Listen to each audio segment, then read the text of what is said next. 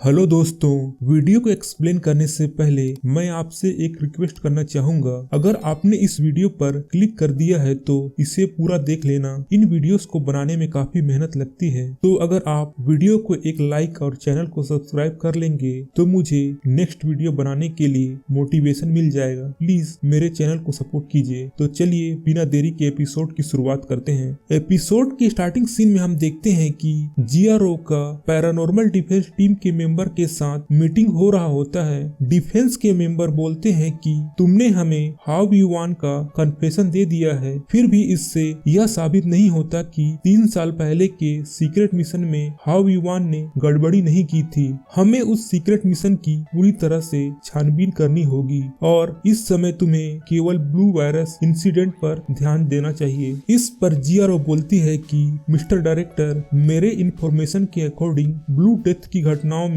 किसी बड़े paranormal power के शामिल होने की संभावना है और मेरे अकेले की एबिलिटी से इसे कंट्रोल करने में प्रॉब्लम होगी। इसीलिए मैं हाउ वी वान की लीडरशिप में एक इमरजेंसी रिस्पांस स्क्वाड बनाना चाहती हूँ। इस पर डिफेंस के मेंबर को ऑब्जेक्शन होता है। वह बोलते हैं कि अगर तुम्हें हेल्प ही चाहिए तो पैरानॉर्मल डिफेंस की टीम भी तुम्हारी मदद कर सकती है। जीआरओ आगे बोलती है कि हमें इस पैरानॉर्मल क्राइसिस में हाउ वी वान के स्पेशल एबिलिटी की जरूरत होगी। पूरी सिटी ब्लू वायरस के संकट से डूब गया है। हमें जल्द से जल्द इस प्रॉब्लम को सॉल्व करना होगा और अगर हाउ यू वान के द्वारा कोई भी गड़बड़ी होगी तो मैं उसकी पूरी जिम्मेदारी लेने के लिए तैयार हूँ। आप मुझे भी जो चाहे पनिशमेंट दे सकते हो। जीआरओ के इस सजेशन से वे सभी तैयार हो जाते हैं और वह बोलते हैं कि पैरानॉर्मल डिफेंस टीम को प्रोफेसर वेन को भी प्रोटेक्ट करना होगा और जितनी जल्दी हो सके हमें सीरम को फिर से तैयार करना होगा और इसके साथ वह मीटिंग खत्म हो जाती है। इसके बाद जीआरओ हाउ यू वान और जियो के पास जाती है। वह उन्हें बोलती है कि प्रोफेसर वेन को सुरक्षित पैरानॉर्मल डिफेंस के हेडक्वार्टर भेज दिया गया है, लेकिन लैब में आग लगने की वजह से तुम्हें फिर से सीरम बनाना होगा। इस पर जियो बोलती है कि मैं एक जीनियस हूँ, सीरम के डेटा को रिकवर करने में मुझे कोई दिक्कत नहीं होगी। इसके बाद हाउ यू वान बोलता है कि इससे पहले मुझ पर जिन मॉन्स्टरों ने अटैक किया था वे दोनों मशीनी मॉन्स्टर थे, लेकिन इसके बाद लैब में जिन्होंने अटैक किया था वह सब ह्यूमन थे। यह बात चौंकाने वाली बात है कि इतनी पावरफुल मॉन्स्टर होने के बाद भी उन्होंने ह्यूमन का यूज किया। इससे पता चलता है कि वह जल्द से जल्द इस वायरस को फैलाना चाहते थे। इसके बाद हाउ यू वान गुंडों के मास्क पर फोकस करता है, जिससे उन्हें पता चलता है कि मास्क में बना पैटर्न 5th डिवीजन में मिले विक्टिम के चीजों से मिलता जुलता है। आगे जीआरओ बताती है कि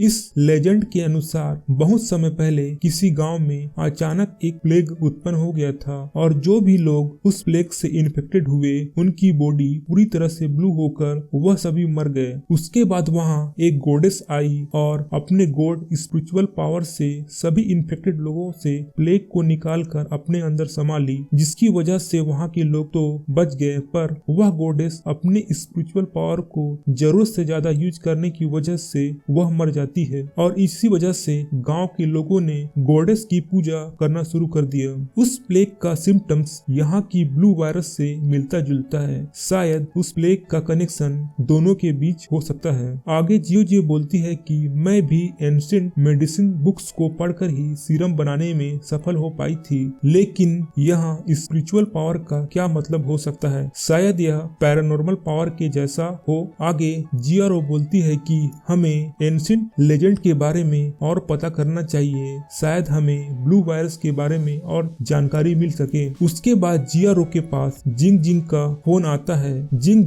जीआरओ की पुरानी इन्फॉर्मेंट होती है और वह उससे मिलने चली जाती है ताकि जीआरओ हाउ यू वान को इनोसेंट प्रूव कर सके। इसके बाद जीआरओ को एक क्लब में जिंग से मिलते दिखाया जाता है। जीआरओ उससे हाउ यू वान को इनोसेंट प्रूव करने वाला डॉक्यूमेंट मांगती है और उसके अकाउंट में पैसे ट्रांसफर कर देती है। आगे जिंग बोलती है कि कल आफ्टरनून में डायरेक्ट और उसके लोगों ने पार्टी रखी है, वहाँ तुम्हें सारी इन्फॉर्मेशन मिल जाएगी। इसमें उसका एड्रेस दिया है। मैं यह इन्फॉर्मेशन तुम्हें देकर काफी रिस्क ले रही हूँ, अगर तुम्हें यह इन्फॉर्मेशन लेना है तो ले लो, यह तुम पर डिपेंड करता है। इसके बाद हम देखते हैं कि जियो बुक्स को पढ़कर सीरम के डेटा को रिकवर करने करने की कोशिश कर रही होती है, पर उसे कुछ भी याद नहीं आ रहा होता है कि उसने पहले कैसे सीरम को बनाया था। इसके बाद वह सोचती है कि शायद शराब के नशे में उसे कुछ याद आ जाए, तो वह फ्रिज से बियर की बोतल निकालकर नशे में टून हो जाती है। इसके बाद हम हाउ इवान को देखते हैं कि जो टाइम फ्रीज के बारे में पढ़ रहा होता है और सोचता है कि कैसे उसकी सुपर पावर ऑटोमेटिक एक्टिवेट होती है और कैसे वह अपनी मर्जी से उसको कंट्रोल कर सकता है। वह जियो के साथ हुए एक्सीडेंट के बारे में याद करता है और वहाँ जियो को डेंजर में देखकर उसकी बॉडी में सुपर पावर आ गई थी। उसके बाद वहाँ जियो शराब के नशे में नाचते हुए आ जाती है और हाउ इवान को परेशान करने लगती है। नाचते नाचते वह हाउ इवान के ऊपर गिर जाती है। हाउ इवान उसे उठाकर बेड पर सुला देता है। उसके बाद हम अगले सीन में देखते हैं कि जिंग के क्लब में डेरेक आ जाता है। दरअसल डेरेक ने जियो को फंसाने के लिए जिंग को बोला था और इस काम के लिए डेरेक ने जिंग को सीरम का इंजेक्शन देता है और साथ ही साथ हाउ इवान को खोजने के लिए भी बोलता है। और इसी के साथ यह एपिसोड यही खत्म हो जाता है। तो दोस्तों, वीडियो पसंद आती है तो चैनल को जरूर सब्सक्राइब कर लेना। मैं मिलता हूँ एक न्यू वीडियो के साथ।